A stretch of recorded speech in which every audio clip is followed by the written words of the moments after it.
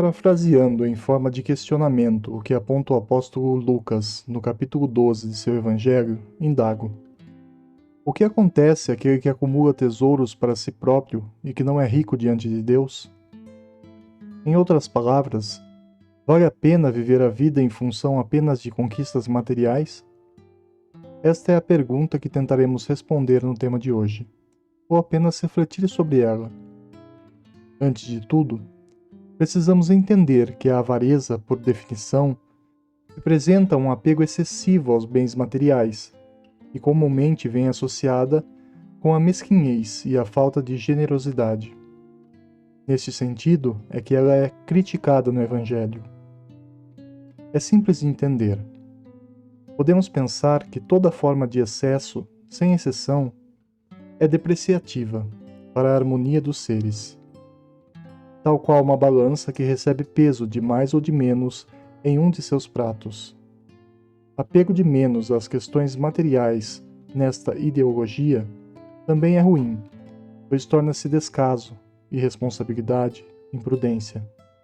Ora, se Deus nos deu a matéria e os recursos mais diversos deste planeta, dentre eles destacando-se os financeiros no tema de hoje, então isso indica que devemos aprender a respeitar a função da riqueza material na sociedade e trabalhar com certeza para alcançá-lo em nossas vidas.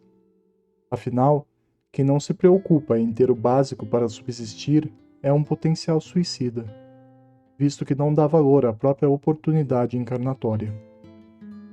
Esse é um extremo, daqueles que julgam-se tão desapegados da matéria que se esquecem que advém dela os meios para sua evolução espiritual. Até porque, se não fosse assim, nós não estaríamos vivos no corpo terreno, não é mesmo?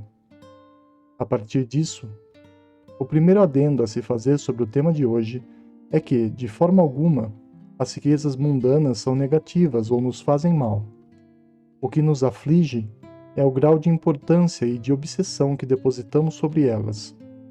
Agora, seguindo esse raciocínio, vamos para o outro lado da balança e jogamos todo o peso do egoísmo e do orgulho, associados aos confortos, à ambição, à falta de escrúpulos e tantos outros infortúnios. Todos para o mesmo ponto. Chegaremos na avareza.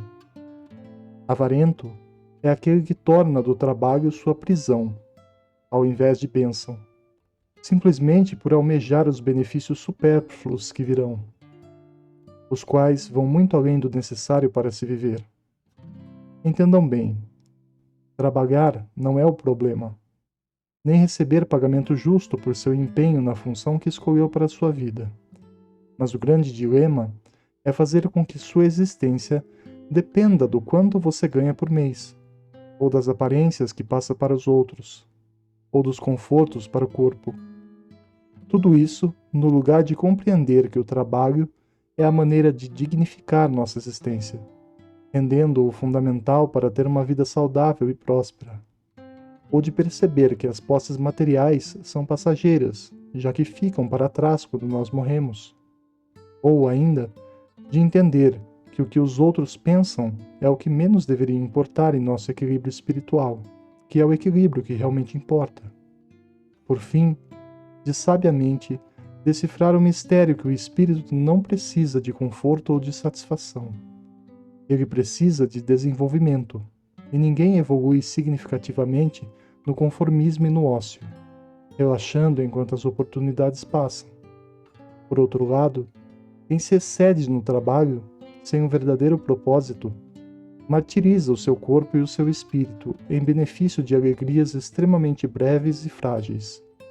Ou seja, insatisfeito que sempre se está com o que se tem, não é capaz de discernir o verdadeiro caminho do progresso moral, porque se afoga nas desesperadas poças da obsessão material, tão ínfimas ante ao grande esquema da criação.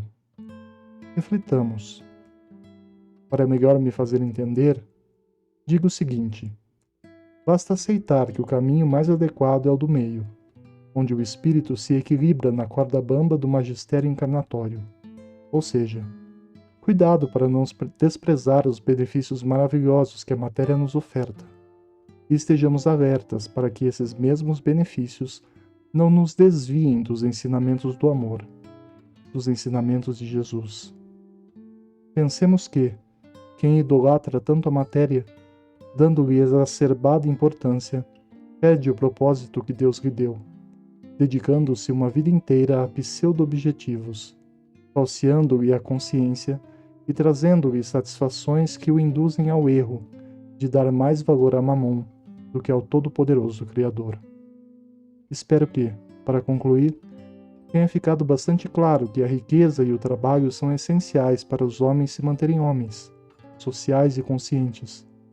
Cuidemos, finalmente, para que essa mesma consciência e esse mesmo humanismo não se percam na busca vã dos espólios materiais, enquanto a nossa alma nos chama de volta para casa, para os braços do Todo Amor, nosso Deus.